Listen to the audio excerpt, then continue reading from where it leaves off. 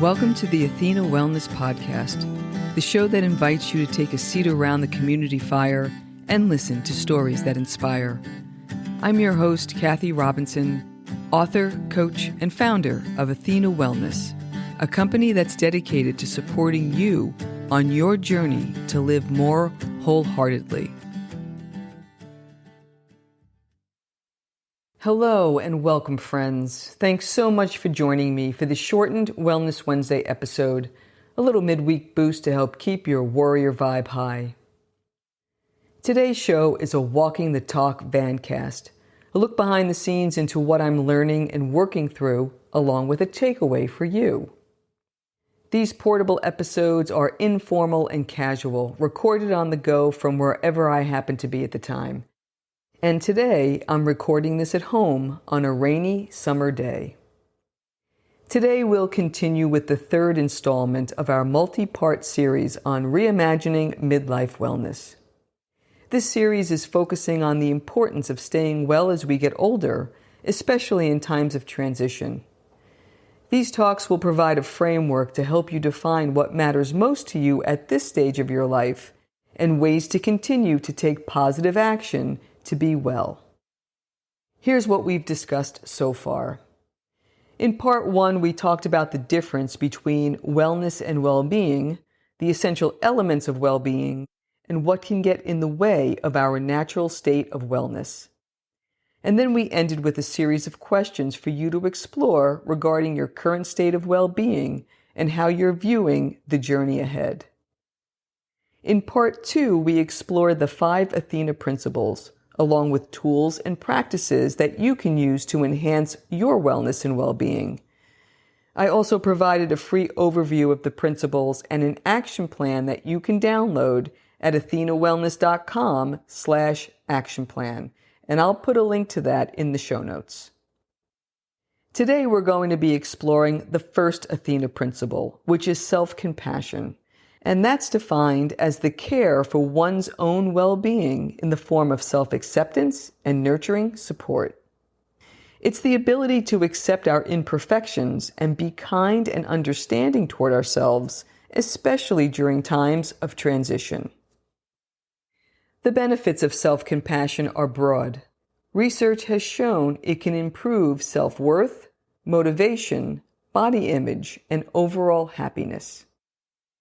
People who have self-compassion practices develop the ability to administer kindness to themselves as soon as they recognize they're hurting, have more compassion toward others, and increase their resilience in challenging times.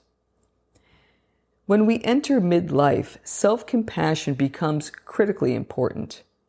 We face a new slate of challenges, such as career changes, empty nest, shifts in relationships, changes to our level of wellness, and confronting our own mortality.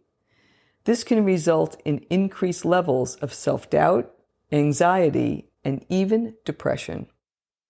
But we can support ourselves by creating a strong support system that includes wellness practices, including ways to mindfully recognize when we're being self-critical and judgmental, and then using those experiences as a way to practice self-compassion. As a wellness tool, self-compassion can help us forgive ourselves for our human shortcomings, feel less alone as we recognize these feelings are shared by others, and become more resilient as we accept our challenges without judgment, making it easier to work through them. And over time, you'll notice increased positivity and optimism, better relationships with yourself and others, and healthier decisions that lead to a more fulfilling life. I'll give you a few ideas on how to practice self-compassion and then share an exercise that has been key for me over these last few weeks. First, 3 general ideas that you can customize to fit your current situation. 1. Mindful thoughts. Notice when unconstructive or negative thoughts arise during the day and try to counter them by looking at all aspects of the situation. 2. Kind self-talk. When self-criticism begins to overtake your inner talk track, try a more understanding approach and talk to yourself as you would a friend in need. And 3, supportive action. When you feel overwhelmed or stressed, boost your self-compassion by doing something kind for yourself, such as taking a walk, spending time in nature, reading, or taking a warm bath.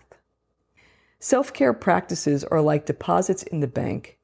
They're reserve resources that you can build and draw upon when needed. And it's been said that what you practice grows stronger in your life. I'd like to share a recent story that leads to a takeaway for you. Over these last few weeks, our family has been caring for a family member 24/7. Thankfully, there are 3 of us who are sharing this responsibility, but we're entering a 4th week of care that equates to 24 hours on and 48 hours off for each of us before repeating the cycle. What's interesting for me as I witness myself as a caregiver is how vital mindful self-compassion practices have been over this past month, from using the practice of rain that I've shared in the past to practicing metta meditation while providing care for my loved one. But how do caregivers and those who are experiencing other types of transitions care for themselves? There's a mindful self-compassion practice that I found very helpful, and it's the practice of asking, what do I need in this moment?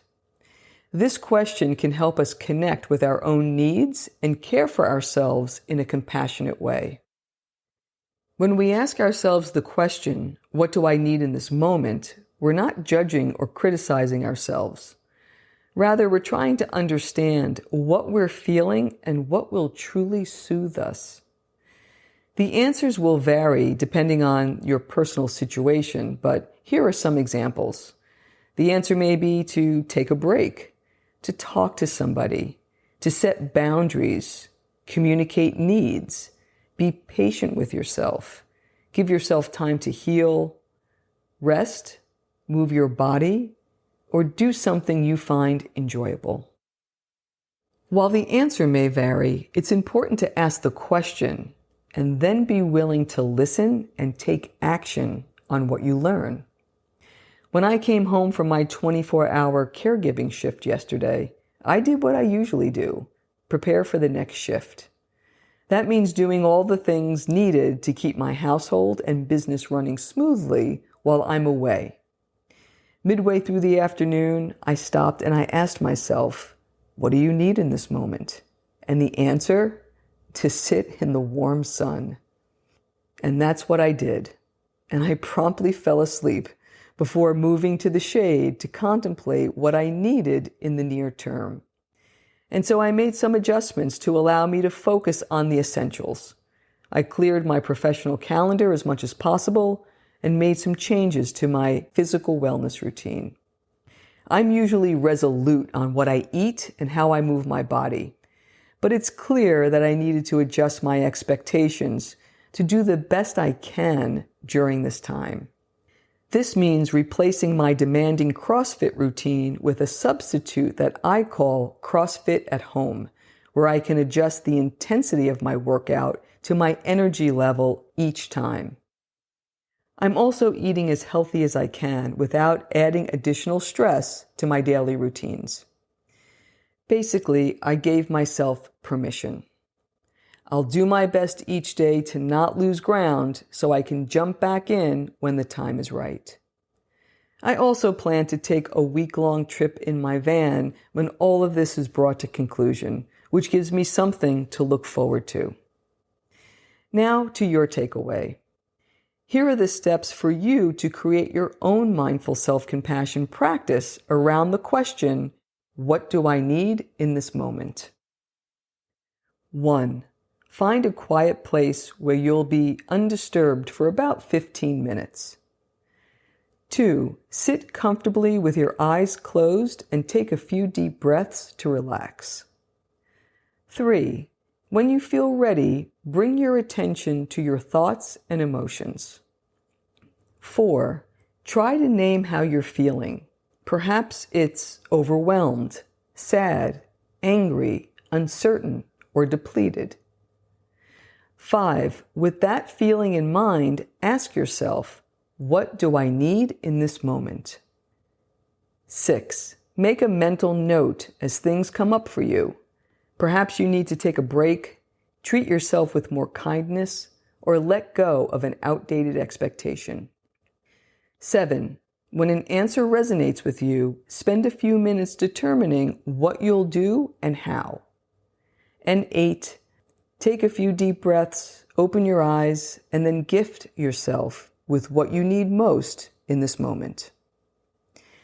I hope this session helped you see how powerful self-compassion can be and how it can help you cope with the challenges of midlife as you learn to accept yourself as you are, where you are, and treat yourself with the same kindness and understanding that you would treat others. With mindful self-compassion practices in your wellness toolkit, you'll navigate the midlife territory ahead with grace and relax into the journey of living wholeheartedly. Thank you for listening to this series. And remember, you can download the Athena Principles overview at athenawellness.com/action plan to help you chart your unique path. And I'll be back next time with the 4th installment of Reimagining Midlife Wellness. Until then, be well. Thank you so much for joining me today. I know there are many ways you can spend your time. Thank you for choosing to spend it with me. Until our paths cross again, be kind to yourself and show your warrior spirit some love. If you know anyone who could benefit from today's episode, please pass it on. And many thanks for supporting the show by subscribing and leaving a review. It means a lot, and it helps others find their way to our circle. If you'd like to access the show notes, have a question you'd like addressed on a future episode, or would like a transcript of this episode, visit www.athenawellness.com/podcast. Until next time, be well.